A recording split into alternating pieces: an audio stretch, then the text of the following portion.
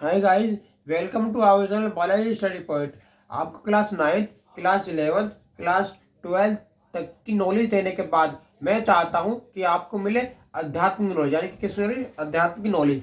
अब समझता हूं हम क्या पढ़ने वाले हैं। आज हम पढ़ने वाले हैं कहानी बाणासुर की। बाणासुर कौन था वो समझते हैं। देखो, बाणासुर क्या था? बाणासुर को समझते क्या था स्टार्टिंग से लेकर एंड तक। पहला, बाणासुर को भगवान शिव का वरदान प्राप्त था। मतलब भगवान शिव ने उसको वरदान दिया था। ठीक है, अब भगवान शिव का वरदान प्राप्त था अर्थात महान महान दानवराज का सबसे बड़ा पुत्र था। मतलब महान महान मतलब क्या होता है? बड़े व्यक्ति, बुद्धिमान व्यक्ति। महान दानवराज का बड़ा पुत्र मतलब कि महान दानवराज का सबसे बड़ा पुत्र कौन था? वाणासुर। अब क्या होता है? वे बहुत पराक्रमी था, बहुत बहादुर था, बहुत वीर था, उसके अंदर बहुत जज्बा था। ठीक है, इस तरह पराक्रमी था, बहादुर था। ठीक है, मतलब बहुत बहादुर। इसका मतलब कि वे असम के सीतापुर जिस प्रकार को जगह सराहनीय। ठीक है, मतलब वो शासन करता था कहाँ पे? असम में। कहाँ पे? शोणितपुर में। असम के शोणितपुर में राज करता था। ठीक है, शासक था, वहां का राजा था। ठीक है, इस तरह से हजार भुजाएं, मतलब उसकी सारी भुजाएं हजार थी। हजार मतलब आप काउंट नहीं कर सकते। उसकी 1000 भुजाएं थी, 1000। ठीक है, इस तरह के उसकी 1000 भुजाएं थी। कितनी थी? 1000। अब कहानी में क्या होता है? कहानी में यह होता है कि भुजाएं 1000 थी। इस प्रकार से कोई पराजित नहीं कर सकता था। मतलब उसे घमंड था कि मुझे इस दुनिया में कोई नहीं जो भी पराजित कर सके। तो वो घमंडी बन चुका था। ठीक है, क्योंकि एक तो बात ये थी कि उसे कोई हरा नहीं सकता। मतलब उसको हराने वाला दुनिया में पैदा नहीं हुआ। मतलब उसे कोई दुनिया में कोई हरा नहीं सकता। एक व्यक्ति, अब कोई है ही नहीं उसे हराने वाला, तो वो घमंडी हो गया। ठीक है, वो घमंड में चूर हो गया पर। ठीक है, हजार भुजाओं वाला शिव जी का परम भक्त एकदम घमंड में, अपने घमंड में चूर होकर बैठ गया कि मुझे कोई हरा नहीं सकता। इस तरीके से उसकी हजार भुजाएं थी और इस तरह उसकी हजार भुजाओं से कोई हरा नहीं सकता। इस तरीके से कहानी आगे चलते चलते क्या होता है कि उससे कोई युद्ध नहीं करता था। लोग डरते थे कि हम तो हार जाएंगे, तो लोग उससे युद्ध भी नहीं करते थे। मतलब लोग जीता हुआ युद्ध था ऑटोमेटिक। ठीक है, अब क्या होता है? अब होता है ये है कि भगवान शिव ने उसे वरदान दिया था, उसे अपार शक्ति प्रदान दिया। ठीक है, तो अभिमानी हो गया।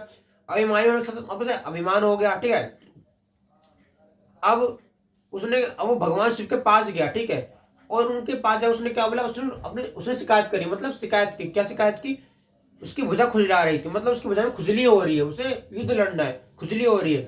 अर्थात उसे कोई प्रतिद्वंदी मिलता ही नहीं है। वो लड़े किससे? इतना बहादुर व्यक्ति, इतना बहादुर, तो वो किससे लड़ेगा? उसने ये बात बोली।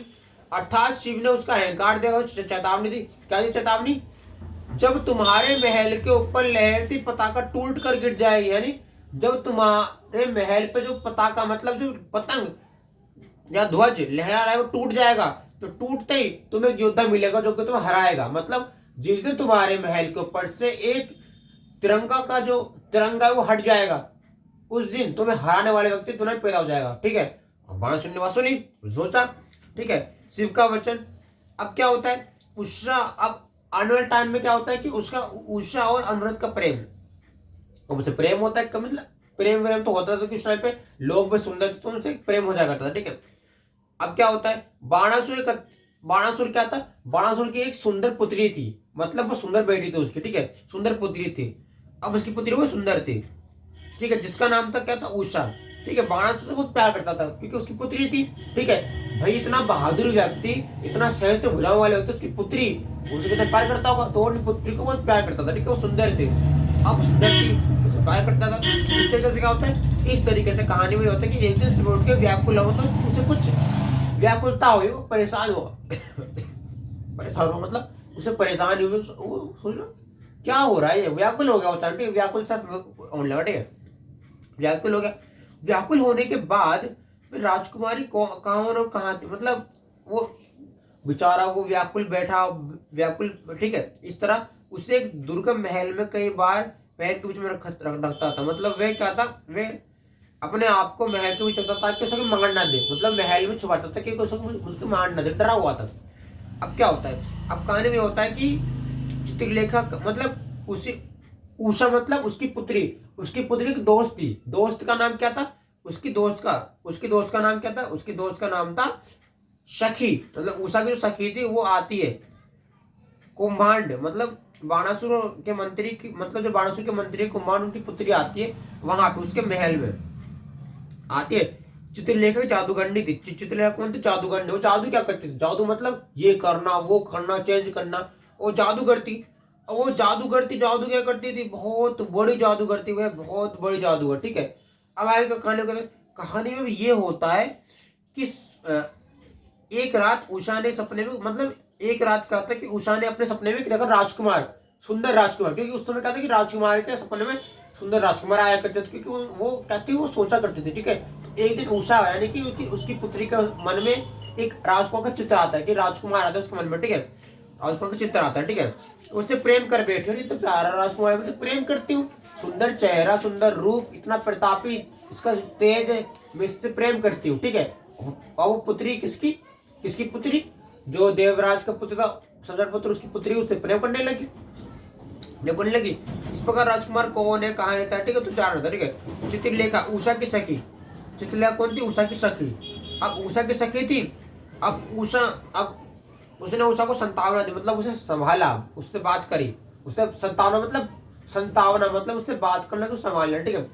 उससे बात करी, उसे थोड़ा सहलाया, उसकी दुख को समझा। ठीक है। अब क्या होता है, वो दुख को समझती है, उससे बात करती है। अब कहानी में एक्चुअली यहाँ पे होता है कि और अपनी माया, और वो उसे क्या बताती है कि मेरे पास मायावी शक्तियां हैं, मैं जादूगर हूँ, जो चाहूँ वो कर सकती हूँ, मेरे पास जादू है। ठीक है।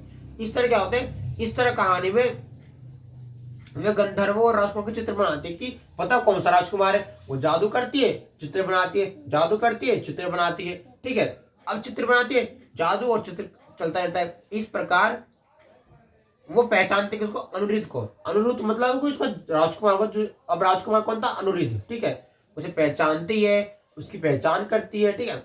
अब पहचान करने के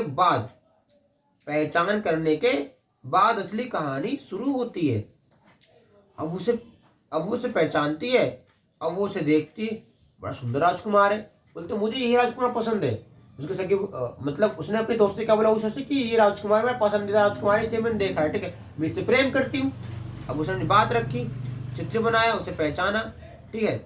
इस तरह उसने अपनी सखी से बात करी, और अनुराग जो उसका राजकुमार था अनुरुद्ध, उसको द्वारिका से उठाकर उषा के, मतलब जो द्वारिका थे वहां उठाया, उषा के महल में पहुंचाया। किस राजकुमार को? जादूगर है भाई, जादू कुछ भी कर सकते हैं। जादूगर ने क्या किया, उसकी सखी ने जादू किया, और जादू करके उस राजकुमार को उसके महल में पहुंचा दिया। ठीक है। अब महल में कौन पहुंचा? राजकुमार। ठीक है। अब क्या होता है, अब कहानी में भाई बहुत ही अलग टॉपिक आएंगे, अलग। अब बाणासुर कहा, अब उसके क्रोध और कारावास, बाणासुर का क्रोध उठा, वो गुस्सा हुआ, और कारावास क्या हुआ, भेद खोलना। कुछ समय बाद जब महल के प्रधान ने उषा के कक्ष में अनुरुद्ध को देखा, मतलब लोगों ने देखा, ये तो महारानी है, महारानी के कक्ष में ये कौन है राजकुमार? उसे देखा, ये महारानी के कक्ष में कौन राजकुमार आया पड़ा, उसको देखा। तो बात सुनकर उन्होंने किसे बताया? बाणासुर को बोली। बाणासुर से क्या बोला? बाणासुर से बोला कि उसने कि आपकी जो पुत्री है उसके राजमहल, उसके जो कक्ष है वहां पे कोई राजकुमार है, अनुरुद्ध, मतलब उसका नाम नहीं पता था, राजकुमार को एक सवाल, कोई राजकुमार, सुंदर राजकुमार है।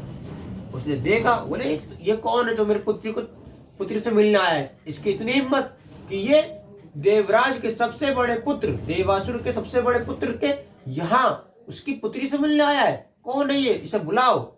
उसे बड़े क्रोध से बात बोली। अब क्रोध से बात बोल दी उसने, उसको गुस्सा है कि मेरी पुत्री को कौन कौन मिलना है मेरी पुत्री से। ठीक है। इस तरीके से बाणासुर का एक्शन, कि वो क्या काम करेगा। अब क्या होता है एक्शन में? एक्शन में एक्चुअली इसमें यह होता है कि बाणासुर अपने सम्मान को आघात पहुंचे, देखो उसे क्रोध से बोलता कि ये मेरे पर आघात किया गया है, ये चोट है मैं जो मुझे लगी है। इस तरीके से अपनी चोट को, आघात को दिखाता है। इस तरीके से वो अपनी हजार भुजाओं को अनुरुद्ध पर आक्रमण करता है, बोलता है हे अनुरुद्ध, मतलब उसका नाम पूछता है, बोलता है हे अनुरुद्ध तुम हो कौन? तुमने मेरी पुत्री से बात करी, उससे मिले, तुम्हारी इतनी हिम्मत, कौन हो तुम, मुझे जानना है तुम्हारे बारे में। अनुरुद्ध अनुरुद्ध ने क्या किया, अपनी पूरी शक्ति लगाई और बाणासुर के सेना से युद्ध करने लगा। अनुरुद्ध ने क्या किया? अनुरुद्ध ने बोला कि नहीं महाराज, मैं हार नहीं मानूंगा, मैं आपके सेना से लड़ूंगा। लड़ना शुरू कर दिया। अब वो लड़ना शुरू करता है, लड़ना शुरू करते करते दोनों, अब क्या करता है, वो धीरे लड़ता है इस तरह बाणासुर, उसने अब उसने क्या किया, उसने बाणासुर को अपनी जो सांप ने सांप सांप के रस्से से बांध लिया, सांप के रस्से में उसे बांध लिया, क्योंकि बाणासुर जानता नहीं था कि अनिरुद्ध भी कुछ जादूगर है, भाई राजकुमार है, वो कुछ कर सकता है। तो उसने अपनी सांप वाली को छड़ी ली, उसे बांध दिया, किसको? बाणासुर को। तो अनिरुद्ध ने किससे बांध दिया? बाणासुर को। इस तरह श्री कृष्ण और बाणासुर का महायुद्ध। अब क्या होता है? अब होता है महायुद्ध हमारे श्री कृष्ण और बाणासुर का। उसमें क्या होता है? उसमें ये होता है कि देवर्षि नारद, अब देवर्षि नारद कौन थे? आप जानते हो। अब देवताओं को सूचना कौन देता? देवर्षि नारद। अब देवर्षि नारद ने समाचार द्वारका में भगवान श्री कृष्ण को दिया कि हे श्री कृष्ण, एक समाचार लाया हूं आपके लिए। इसमें श्री कृष्ण के ध्वज, श्री कृष्ण, बलराम और प्रद्युम्न के। अब क्या किया? अब श्री कृष्ण को सुनिए बात बताए। श्री कृष्ण ने क्या बोला? चलो हम भी चलना आक्रमण करने। तो श्री कृष्ण, बलराम, प्रद्युम्न सेना लेकर कहां चले गए? शोणितपुर। अब श्री कृष्ण, बलराम और सब लोग कहां चले? प्रद्युम्न शोणितपुर। शोणितपुर का क्यों है? शोणितपुर में क्यों? क्योंकि उन्हें क्या करना था? वध। किसका वध? वाणासुर का। तो करने चले गए। शिव की रक्षा। वाणासुर ने भगवान शिव का वचन याद दिलाया और अपने भक्ति रक्षा के लिए शिव को अपने, ठीक है। और भैया शिव जी, क्योंकि अब क्या दिक्कत थी? शिव जी आगे बीच में, शिव जी की रक्षा करनी थी। तो श्री कृष्ण ने बोला नहीं, मैं चाहूंगा, अब मैं शिव जी को कुछ नहीं दूंगा, शिव जी को मेरा राहत दे। इस तरह शिव जी की रक्षा करने कौन आए? विष्णु जी, यानी श्री कृष्ण जी। इस तरीके से शिव और श्री कृष्ण का सामना हुआ। जब इस सामना हुआ तो क्या हुआ? अब इस सामना का मतलब बहुत बड़ा युद्ध ठहरा, बहुत बड़ा भी युद्ध हुआ, बहुत बड़ा युद्ध, मतलब बहुत आपस में एक बहुत बड़ा युद्ध हुआ। इस तरह उनके युद्ध से क्या हुआ कि इस तरह उनका युद्ध होते युद्ध हुआ और दोनों ने आपस में युद्ध किया। और शिव ने हस्तक्षेप करके क्या बोला? अब अंत में बात बिगड़ती चलेगी। जब बात बिगड़ी तो बात बिगड़ते बिगड़ते बाणासुर भी लड़े और वो भी लड़ते रहे। इस तरीके से युद्ध को खत्म करने के लिए शिव जी आए और शिव जी ने हस्तक्षेप देकर क्या बोला? शिव जी ने बोला कि श्री कृष्ण ने क्या, अब उन्होंने बोला युद्ध रोका, बोला रोक दो युद्ध, और भगवान शिव का युद्ध रोकना पड़ा और वाणासुर को क्या हुआ? ठीक है, श्री कृष्ण ने शिव जी की बात मानी और मानने के बाद श्री कृष्ण ने बाणासुर को बताया कि इस दुनिया में सबका अंत होना तय है, इसलिए घमंड मत करो और हमेशा अपने आप को आगे बढ़ाओ। ठीक है, इसीलिए मैं आपसे एक बात बोलूंगा, हमें ये गानी ये सीख देते कि अगर आप बाणासुर के जैसे बनोगे तो आप घमंडी बनोगे। घमंडी मत बनो, एक अच्छी व्यक्ति बनो। ठीक है, मिलते हैं नेक्स्ट वीडियो में। थैंक यू, एक नई स्टोरी के साथ। ठीक है।